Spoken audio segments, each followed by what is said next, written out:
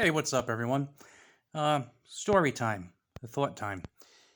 I live in a state that recently pulled all types of parliamentary shenanigans, yes, parliamentary shenanigans, to get a mag ban put into place. So rather than being able to freely use commonly sized standard capacity magazines, we are now limited to 10 rounds.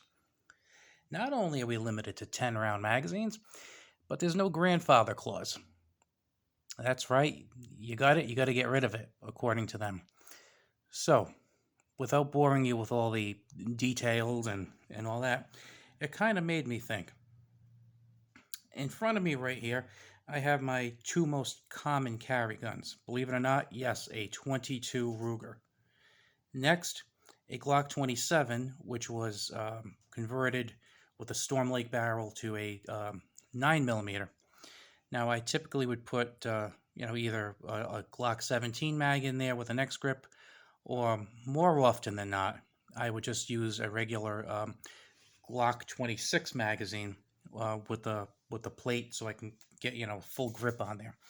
So that kind of made me think lately, because honestly, I was very pissed off about the whole thing.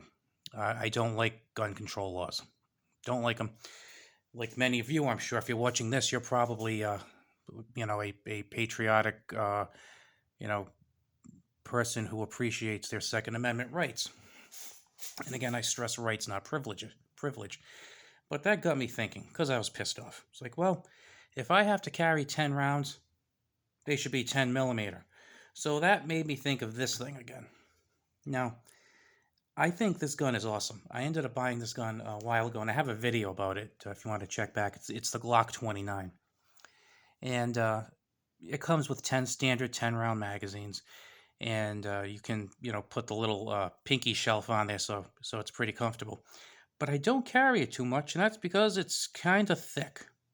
I'm not really comfortable with it on.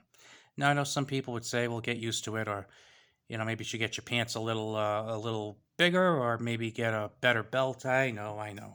They all make perfectly good sense, but I just am not comfortable with it.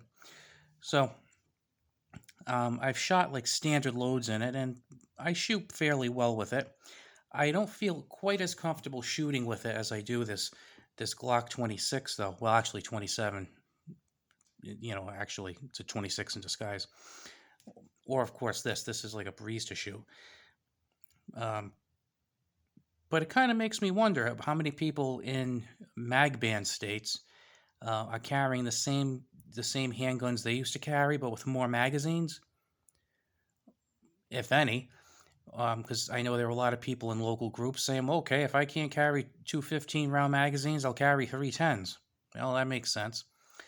And I know I've heard some people say, well, if I can't carry my 9 millimeter with 15 rounds, I'll carry a 10 millimeter with 10, and that makes sense. And I'm comfortable shooting all three handguns on the table, but I don't shoot the 29 as much as I shoot the other, or have shot the other ones.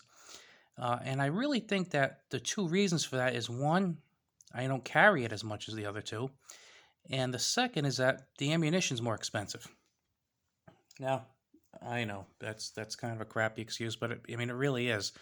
Right now, I'm seeing sometimes I'm seeing 9 millimeter for let's see, about 17 or 18 a box where I live. Nothing special, just regular bulk type ammo, like range ammo. $18 a box for 50. So you're talking about 36 cents a box, so 36 cents a round for that. 10 millimeter, on the other hand, the other day I saw it in the gun shop for $32 for a box of 50. So that's 64 cents a round. About maybe 85-90% more, if my math is correct. That's not bad if you're going to the range for the day, and it's a $14 difference. But if it's going to be your carry gun, and you're going to be putting a lot of rounds through it and a lot of practicing, that's going to add up in a hurry. Now, I know some people would say, well, your life is worth it. And you are absolutely correct. But then the other thing to consider is that, like I've said in other videos, the chances of you ever needing to use your handgun are extremely slim. thankfully. And if they're not really slim, boy, I wouldn't want to live in your neighborhood. Um, on top of that, if you did have to present your handgun in some type of a civilian defense situation, chances are that the presentation of it is going to make some people back off right there and then, which would be a good thing. And then even if it didn't, you probably have enough firepower, even definitely in this, but even in something little like this. I will quote Paul Harrell, who usually says that you need 3 to 5 in an average situation. Well, chances are you're not going to run into a situation like that. And if you do, the presentation of the handgun might diffuse it. And then if you do have to shoot, it's probably like a really, really, really good chance it'll be less than 5 rounds. So while it is possible that a higher caliber and more rounds could make a difference, it would be a really, really rare and situation with like a minuscule chance of happening.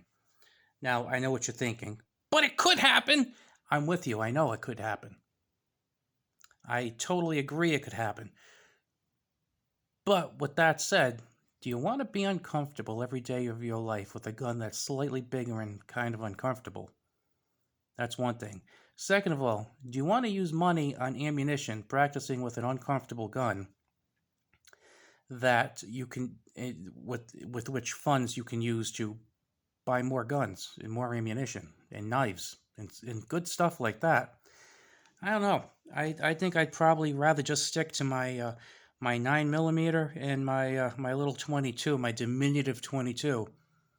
And you're gonna laugh at me, but sometimes even mixing in a 32. I got a few nice 32s that I really enjoy. And you might say, well, there's not that big a difference between these guns. And you know what? You're right. Without the magazines, this is about 6 3/4, and this is about let's see, 6 1/4. So that's really not much of a difference. It's nothing to write home about. This is about a little over 4 inches. This is a little under 3 inches. And then if we're talking about thickness here, we're about maybe 1 1/16 inches, 1 1/8 inches thick. And this one right here, maybe just about an inch, so about 1/8 of an inch difference. But those are very small differences, but they kind of add up when they're hanging on your waist.